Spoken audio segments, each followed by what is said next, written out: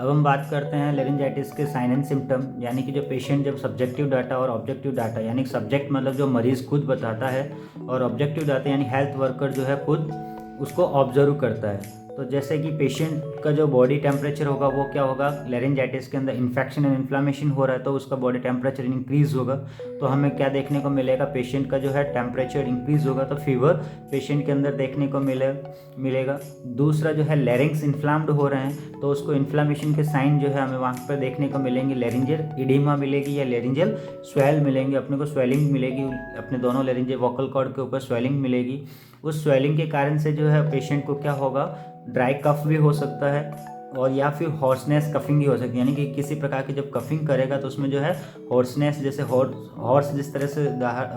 अपनी आवाज़ निकालता है वैसे ही हमें कफिंग जो है पेशेंट को होना शुरू हो जाएगी। इसी के साथ जो है पेशेंट को भूख भी नहीं लगेगी। और दूसरा जो साइन सिम्टम देखने को मिलेगा पेशेंट के अंदर कि वो डिस्फेजिया का कंडीशन, यानी कि डिस्फेजिया मतलब उसको खाना खाने में निगलने में समस्या आएगी,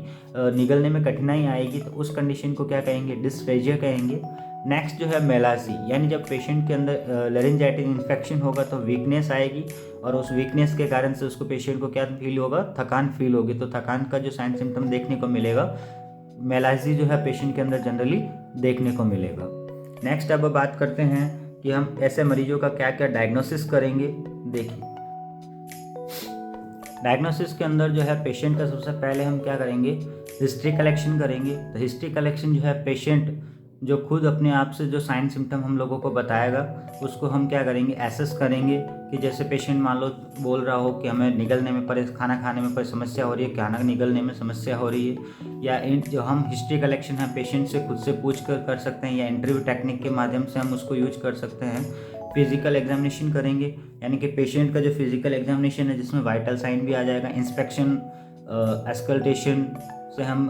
फिजिकल इंस्पेक्शन के द्वारा हम उसका फिजिकल एग्जामिनेशन कर सकते हैं। उसके बाद जो है पेशेंट का सिम्टोमेटिक एग्जामिनेशन जो है, यानी कि पेशेंट का जिस तरह से पेशेंट सिम्टम बताएगा उस तरह से हम पेशेंट का सिम्टोमेटिक एग्जामिनेशन भी कर सकते हैं। और लेरिंजोस्कोपी के द्वारा जो है लैरिंग्स की जो है उसकी कंडीशन के बारे में हम एक्सेस कर सकते हैं, लेरिंजोस्कोपी की स्वेल है या जो है उसके अंदर किसी प्रकार का ट्यूमर तो नहीं, या क्रॉनिक कंडीशन के कारण से कुछ और इफेक्ट तो नहीं है, वो लेरिंजोस्कोपी के द्वारा हम चेक कर सकते हैं। इसके अलावा हम उस पेशेंट का ब्लड इन्वेस्टिगेशन कर सकते हैं, जैसे कि CBC कर सकते हैं, उससे हमें पता चल जाएगा पेशेंट के अंदर जो है इन्फेक्शन कितना है, इन्फेक्शन क्या है क्या नहीं है। ठीक है, इसके अलावा हम पेशेंट का जो बलगम आता है उसका हम स्पूटम कल्चर भी कर सकते हैं, जिसको AFB टेस्ट भी बोलते हैं, AFB टेस्ट भी करवा सकते हैं, जिसमें एसिड फास्ट बेसिलाइज, जिसका पूरा नाम है AFB का एसिड फास्ट बेसिलाइज टेस्ट जो है इसका पूरा नाम है।